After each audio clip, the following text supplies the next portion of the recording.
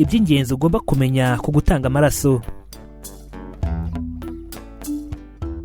Gutanga amaraso ni ibintu bikorwa cyane, dore ko umuntu umwe mu bantu 7 barwarira mu bitaro hirya no hino ku isi baba bakeneye kongererwa amaraso.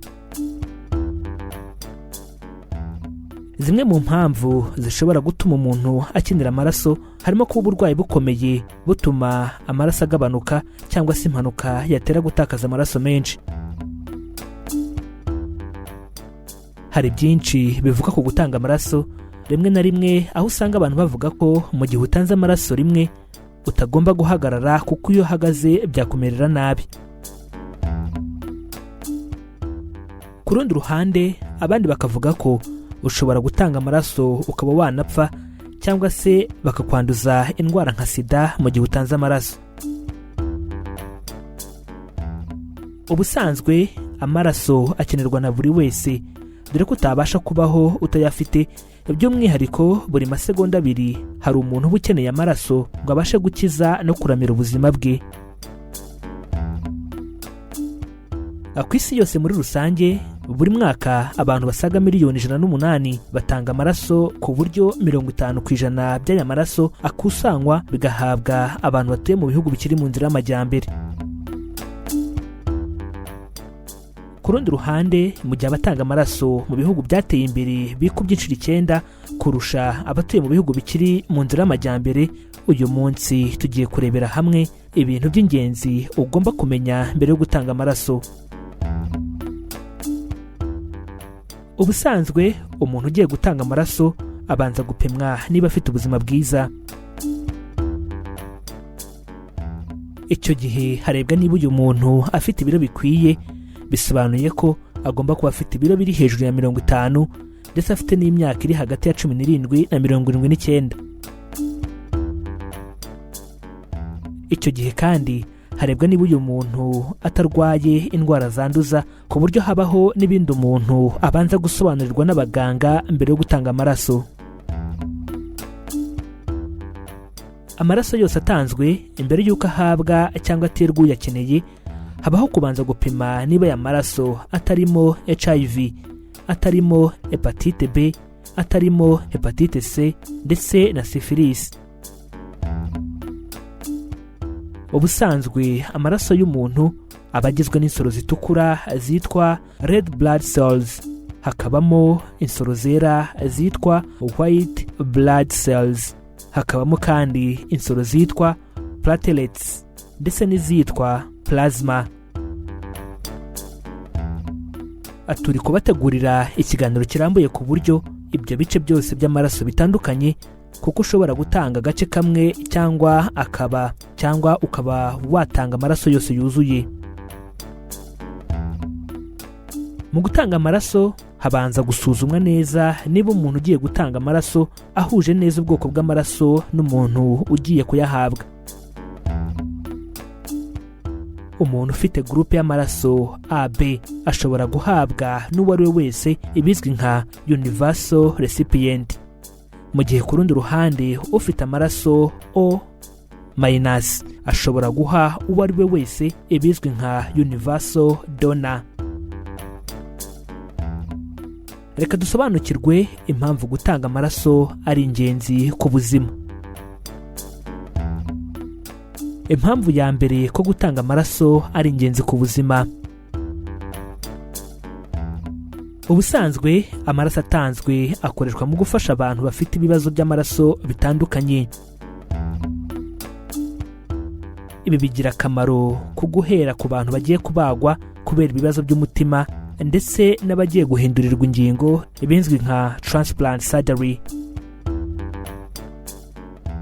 Abandi bagirirwa akamaro n'amaraso atangwa ni abagore batwite cyangwa ababyara ndetse n'abantu bakoze impanuka bagatakaza amaraso menshi. Abantu barwaye indwara yo kubura amaraso izwi nka anemia cyangwa se abantu bafite ibibazo byo kubura amaraso bitandukanye nabo bagirirwa akamaro n'aya maraso. Impamvu ya kabiri ko gutanga amaraso ari ingenzi ku buzima.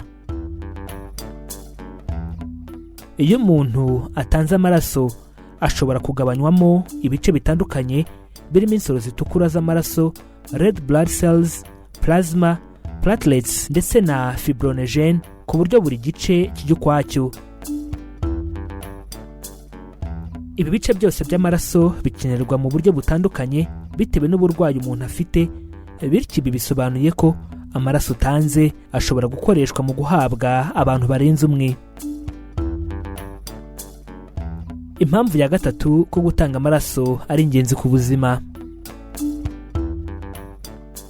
Umuntu wese muzima kandi utarwaye yatanga amaraso guhera ku myaka 17 kugeza ku myaka 79. Inshuro umuntu atanga amaraso nta mupaka zigira. Icy'ingenzi ni ukupfa kuba hagati y'inshuro imwe n'indi harimo intera y'iminsi 56. Impamvu ya kane ko gutanga amaraso ari ingenzi ku buzima. Nyuma yo gutanga amaraso, amatembabuzi uba watakaje agaruka nyuma y'amasaha make nyuma y'icyo gikorwa. Nyuma yo gutanga amaraso, insoro zitukura uba watakaje zigaruka nyuma y'ibyumweru 4 kuva igihe bakoreye icyo gikorwa. Nyuma yo gutanga amaraso, ubutare uba watakaje bwongera kugaruka nyuma y'ibyumweru 8 kuva igihe bakoreye icyo gikorwa. Impamvu ya gatanu ko gutanga amaraso ari ingenzi ku buzima. Ubusanzwe mu mubiri w'umuntu harimo amaraso angana na litiro 4.7, bityo ushobora gutanga mililitiro zitagera kuri 500, ubwo ni igice cya litiro ibizwi nk'inusu, ukayatanga inshuro imwe gusa. Umuntu muzima udafite ikibazo wemerewe gutanga amaraso yemerewe gutanga litiro zirenga 170 mu buzima bwe bwose, mu gihe yaba bitangiye ku myaka 17 kugeza ageze imyaka 79. Impamvu ya gatandatu ko gutanga amaraso ari ingenzi ku buzima. Gutanga amaraso ni igikorwa kimara umwanya muto kuko ntibirenze isaha imwe, ubundi ukaba wakomeza gahunda zawe. Nshuti zanjye, nimureke tugire umuco wo gutanga amaraso. Nitubikora turaba dufashije imbabare ziyakeneye ngo zibeho. Uyu munsi ushobora kuba utayakeneye, ariko se ejo uzi gute kutazayakenera, cyangwa umwe mu bagukomokaho mufitanye isano akaba ayakeneye? Ushobora kongera gukurikira iki kiganiro kugira ngo usobanukirwe neza kandi ugirirwe akamaro n'ibi tumaze kubaganirizaho. Dukora ibi biganiro tugamije guhugurana no gusangizanya ubumenyi ku ndwara zibasira ubuzima, imiti ikoreshwa mu buvuzi ndetse n'ibiribwa, tukamenya intungamubiri umubiri wacu ukeneye.